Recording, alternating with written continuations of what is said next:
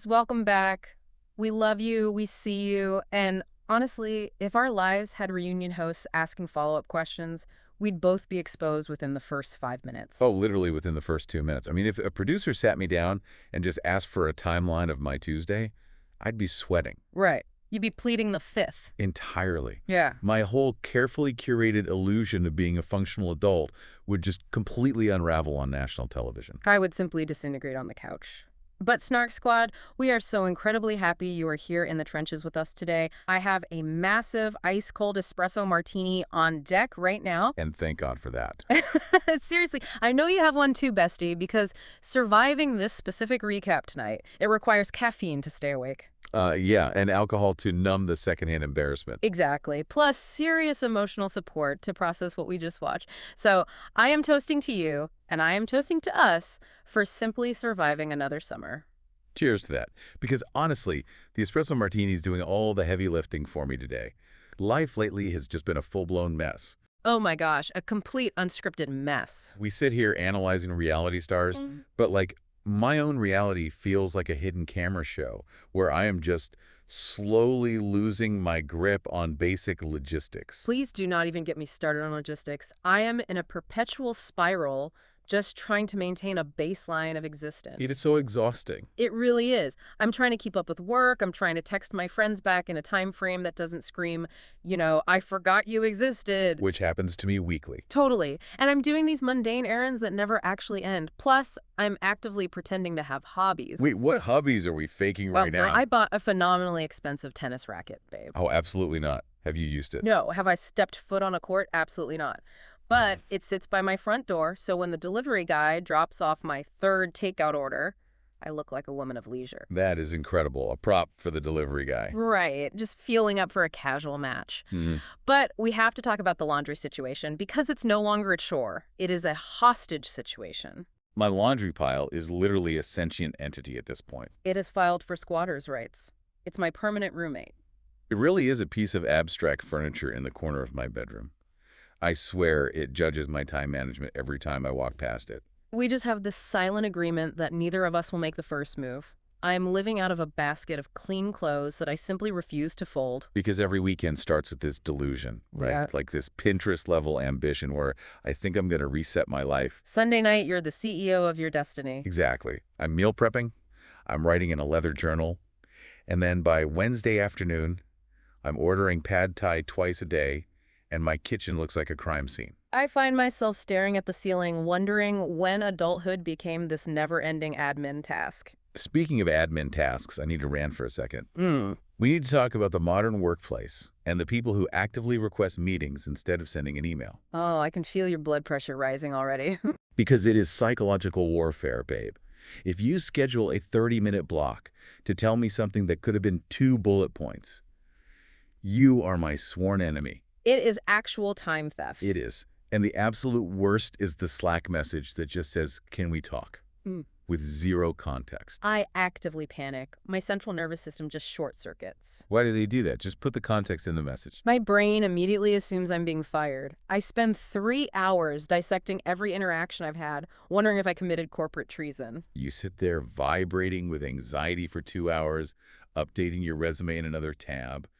And then they log on just to ask about a font choice on a slide deck. Font choice? Or wait, what about the people who schedule a meeting purely to discuss scheduling another meeting? Oh, I lose my mind. Hey, let's sync up to figure out when we can have a longer sync. What are we doing as a society? Email is humanity's greatest invention, and people just refuse to use it properly. It is a total collapse of the social contract. Yeah. But I mean, that high expectation meeting a disappointing reality, that's basically the theme of our entire summer. It really is. Think back to May, babe. Do you remember the vision board version of this summer? She was gorgeous. She was serene. She was completely fictional. Totally fictional. We thought we were doing 7 a.m. Pilates, drinking green juice, having these cinematic beach days with glowing skin. I was so ready for my soft girl wellness era to arrive. And the reality, we are having iced coffee jitters by 10 a.m., stress sweating through our clothes, and dealing with relentless thunderstorms. Don't forget the daily, soul-crushing question at 5 o'clock, what are we doing for dinner? It breaks my spirit entirely. I genuinely tried to be a sporty baddie this year. I joined a rec basketball league thinking I'd be cute and athletic. How did that go? It humbled me. violently. The gym humbled me. Life in general is just violently committed to keeping me humble right now. Babes, at this point, we're not summer baddies. We are summer survivors. We truly are. But babes, enough about our own beautifully chaotic lives. Let's head into the In the City reunion, where the friendships are hanging by a thread and somebody is absolutely about to pull out receipts from 3 months ago. Grab your martinis, Snark Squad, because we are diving into reunion part 2. And we have to start with the most fascinatingly broken, entirely sexless marriage on television, Amanda and Kyle. I mean, my jaw literally unhinged and fell onto the floor during this segment. I could not believe what I was hearing. They casually confirmed they have not had sex for 4 years. 4 years. We need to do the math on this. They got married in September 2021, so that's what, 3 times since the wedding? Yes. 3 times in roughly 1,460 days. That is less than once a year. You are not a married couple at that point. You are celibate roommates who share a tax return and occasionally scream at each other on camera. It fundamentally changes how I view every single scene they've filmed for the past 3 seasons. It does break my heart a bit, though, because Amanda opened up about her clinical depression, completely killing her desire. She called it an unfortunate storm. And that part is genuinely sad.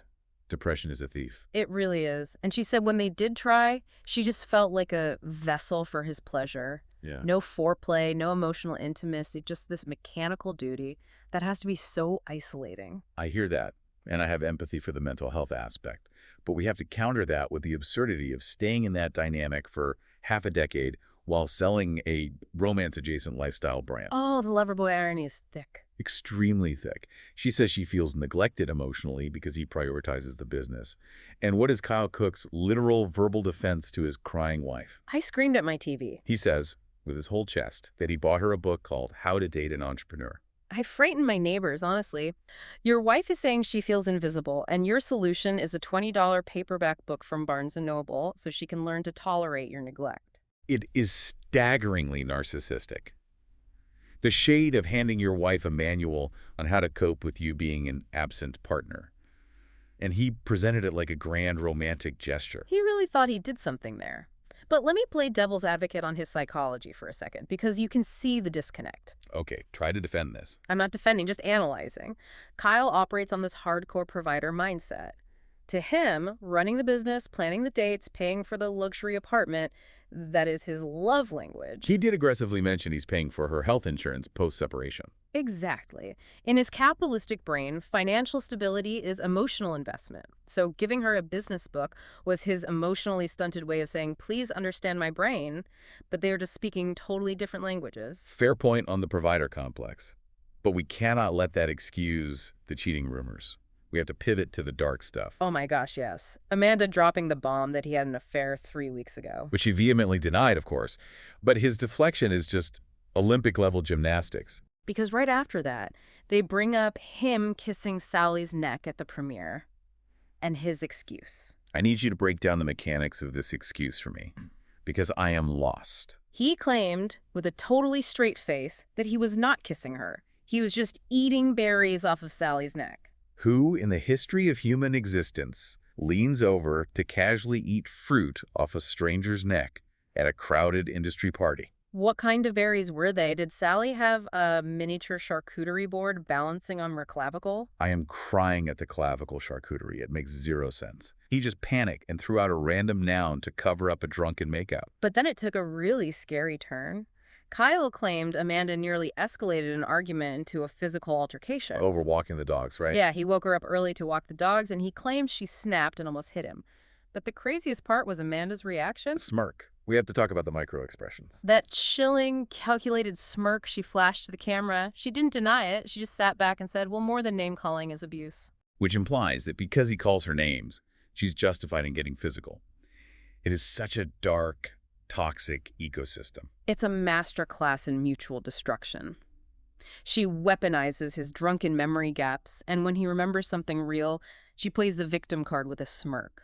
And unfortunately, that messy energy spilled right over into her friendships. We have to unpack the diabolical betrayal of Ciara. The matchmaker snake has entered the chat. Amanda orchestrating this connection between West and Ciara behind Ciara's back is just an unforgivable violation of girl code. Hearing that leaked audio of Ciara crying, calling Amanda a snake, it was so raw you could hear her heart breaking over her inner circle being compromised. And then the host makes them dissect that lunch scene, where Amanda is physically holding hands with West and Ciara at the table. Oh, playing the supportive, I just love friend. Her defense was literally, I was just holding hands because I was happy they were getting along. A blatant, performative lie. She was producing the scene to look like a peacemaker, while secretly pulling the strings that caused the conflict. But wait, the best part was Danielle clocking it perfectly. Yes, Danielle, of all people, just deadpans. How diabolical would I be if I were to do that to you? Confirming that literally everyone thought Amanda was fully diabolical? But what got my heart rate up was the apology imbalance. Did you notice that? Oh, it was glaring. He turns to Danielle, who is barely a fringe friend, and gives this beautiful, sincere, articulate apology for calling her a homewrecker. Eye contact, accountability, PR, perfection. But then the host pivots to Ciara, her actual best friend, whose trust she shattered, and Amanda gives absolutely nothing. She shuts down. She goes nonverbal. And her excuse was, I didn't want to get yelled at. I couldn't get a word in. I throw this to you and the Snark Squad. Does anyone buy that excuse? Because I don't. Amanda prioritizes friendship she can manipulate. Totally. She knows Danielle is desperate for connection, so a well-crafted apology buys cheap loyalty for next season. But Ciara demands real accountability, and Amanda refuses to do the hard work. So she plays the victim to make Ciara look aggressive. It's incredibly calculated. Speaking of calculated friendships built on chaos, we have to pivot to the absolute exhausting roller coaster of Lindsay and Danielle. I need a deep breath for this one. Because Lindsay, reaching down and pulling out a physical, printed, season-by-season account of grievances against Danielle, I rolled my eyes so hard. We love an organized petty queen, but babes, we are tired. The audience is fatigued. She postured like a prosecuting attorney at a tribunal. She had timestamps. And you could see Danielle's physical reaction. She looked genuinely shocked and heartbroken. She said, I feel like you're punishing me. I feel like you hate that I was even cast. Which is heavy. As much as Danielle's meddling annoys me, I felt for her. Sitting across from a woman you've called a sister for a decade, watching her clinically read a list of why you're a disappointment, that hurts. It does hurt, but let me challenge that. Doesn't Danielle constantly bring this on herself? She inserts her opinions where they don't belong, moralizes everything, and then acts devastated when there's pushback. That is a fair point. But we have to get to the absolute peak of reality TV absurdity from this segment. We have to discuss the OTPHJ. The most unhinged acronym ever uttered on Bravo. Over the pants hand job.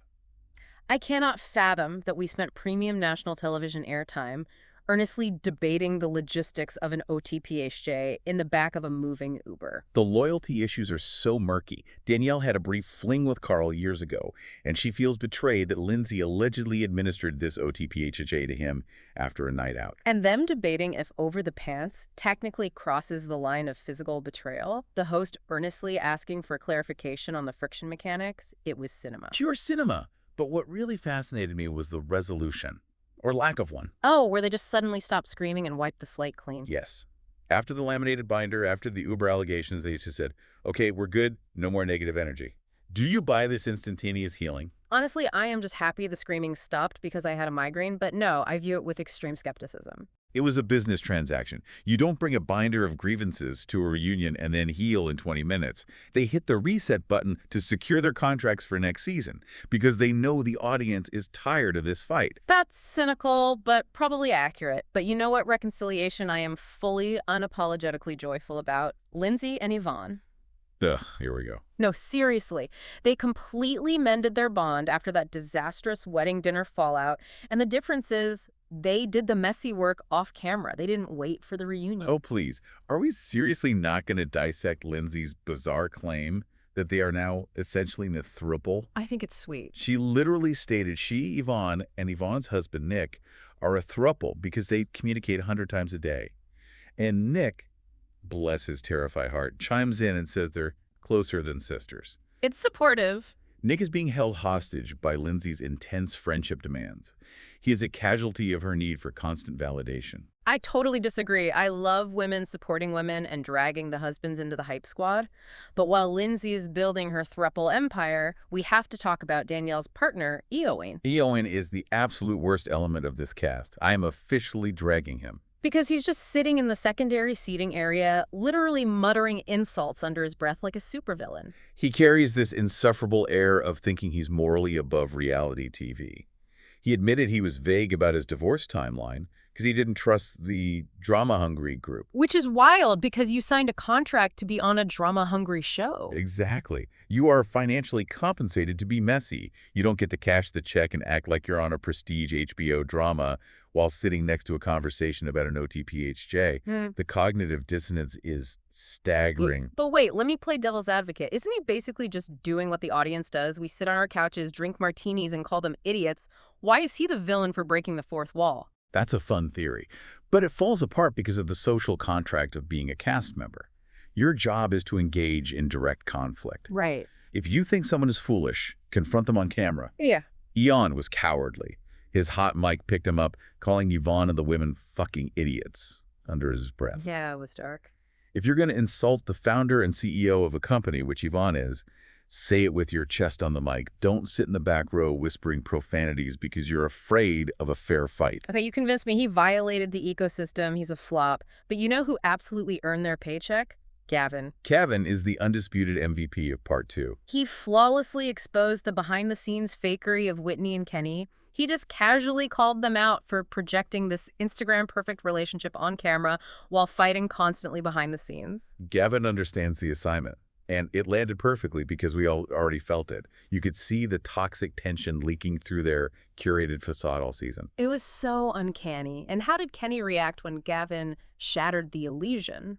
Total deflection. The craziest pivot in history. He casually drops a nuclear bomb to change the subject, announcing that they are going to marry, and accidentally tied the knot in Peru with a shaman. It was the equivalent of throwing a smoke bomb to escape a tough question. It really was, but it didn't work.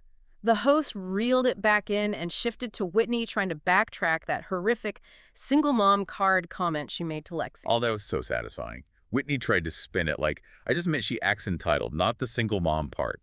And the whole cast just stonewalled her. They moved as a unified front and were like, nope, you said what you said, own it. A beautiful moment of collective accountability. The perfect couple facade crumbled in 4 minutes of screen time. It was a glorious mess. But before we get to the segments, I do want to drop the snark for 1 second and give a genuine well wish to the expectant parents on the cast. Absolutely. Real life is happening. Lexi and Andrea, who hilariously admitted they have completely slowed down on sex since getting pregnant, which is so real. And of course, Danielle and Aeon. As much as Aeon annoys us on the couch, they are navigating life with a premature baby in the NICU right now. And that is a profoundly scary reality for any parent. We send them nothing but the best in their personal lives. Truly all the healthy vibes for that little baby to thrive. But, having said that, we are here to analyze reality TV nonsense, so it is time to move into our segments. Yes. Segment 1, Receipts, Timelines, and Delusions. We are handing down verdicts on 3 major reunion claims. You take the first one, bestie. Gladly. Our first verdict is a verified receipt, and I am handing this to Gavin for calling out Whitney and Kenny's fake perfection. Fully support. The evidence is overwhelming. We all saw the microaggressions, the tightened jawlines, the cold eyes. You can't fake body language. Gavin just acted as the conduit for the truth. Verified receipt. Completely justified. Okay. Second verdict is selective memory. And I am fiercely defending this against Kyle Cooke. Oh, drag him. I am dragging him to the depths for conveniently blacking out every time he's accused of something damaging. He claims he doesn't remember cheating rumors from 3 weeks ago. He thinks clavicle berries don't count because he can't recall the vibe. It's PR strategy amnesia. Exactly. He uses alcohol as a shield to avoid accountability. Guilty of selective memory in the first degree. Spot on. And our final verdict for this segment is complete delusion. I think we both know who earned this title. Without question. Amanda Batula. Terminal delusion. She is entirely clinically delusional for claiming she honestly thought the lunch with Ciara and West wasn't a calculated chess move. And even more delusional for accepting a generic business book as a valid attempt to fix a dead marriage. She has lost the plot. No notes. She needs a reality check. Which brings us to segment 2, the reunion seating chart. Because production plays 3D chess with where they place people. Let's analyze the physical and energetic divides. Break down the psychology of the room for us. Let's start with Eoin. Look at the wide shots. He is seated all the way in the back row in a secondary orbit. This perfectly reflects how production views his ego. Wow, yes. By placing him physically behind the main cast, they're visually separating him from the drama.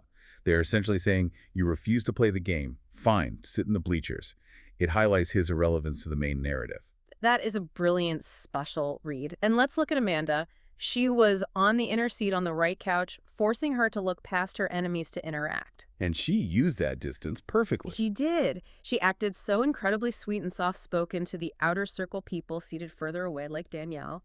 She projected her voice to give that glowing apology, basically collecting fringe allies to build a protective barrier around herself. While totally icing out her core inner circle sitting right next to her. Exactly. She used the physical space to manipulate the outer ring and protect herself from the accountability demanded by the inner ring. It was a masterclass in spatial manipulation. Machiavellian, truly. Okay, let's lighten the mood. Segment 3. Group chat after the reunion. The cameras drop, they get in their SUVs. What are the unfiltered texts they send? I'll start. Give it to me. I'm drafting a frantic text from Kyle to his exhausted assistant.